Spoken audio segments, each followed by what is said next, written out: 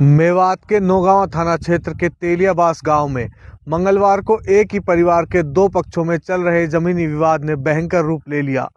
मामूली कहासुनी से शुरू हुआ झगड़ा देखते ही देखते खूनी संघर्ष में बदल गया, जिसमें एक युवक की गोली लगने से मौत हो गई।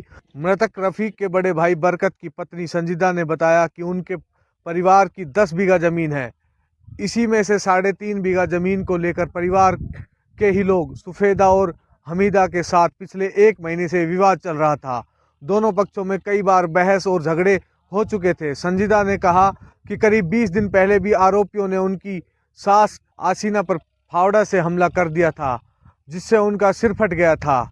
इसकी शिकायत नौगांवा थाने में दी गई, लेकिन पुलिस ने न तो कार्रवाई की और न ही किसी तरह की समझाइश कराई। इसी लापरवाही के कारण विवाद लगातार बढ़ता गया। मेरे पीछे आप जो जगह देख रहे हैं, ये एक जंगल है, खेतीबाड़ी का स्थान है। यहाँ से मंगलवार सुबह रफीक अपने खेत से होकर गुजर रहा था। इसी दौरान आरोपी पक्ष के 50 से 60 लोग अचानक यहाँ पहुँच गए।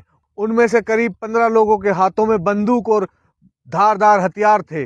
जब मैं यहाँ गांव के कुछ लोगों से बात कर रहा था तो उन्होंने कैमरे पर आने से साफ मना कर दिया, लेकिन कैमरे के पीछे उन्होंने मुझे बताया कि फजरू, मकसूद, फरमान, जमशेद सहित दर्जनों लोगों ने एक साथ रफीक पर हमला कर दिया।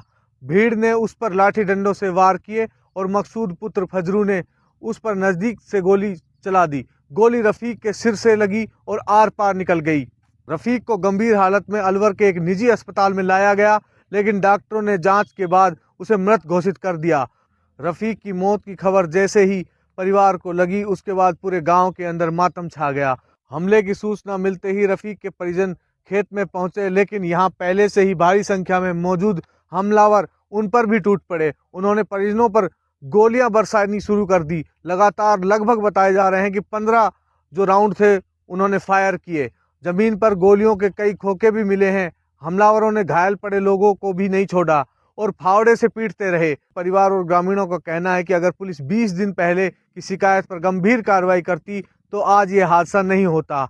लोग यह भी पूछ रहे हैं, इतने अधिक अवैध हथियार गांव में आए कैसे? आरोप है कि क्षेत्र में कई गैंग बड़े पैमानों पर अवैध हथियारों की सप्लाई कर रही है और बहुत से लोगों के पास देसी कट्टा आसानी से उपलब्ध है।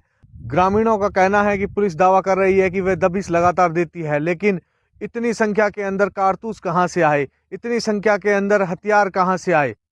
इस पूरी घटना में रफीक की मृत्यु हो गई और रफीक की मां आसीना, मामा नूर मोहम्मद और भाई महमूद गंभीर रूप से घायल हुए हैं। नूरदीन की स्थिति अधिक गंभीर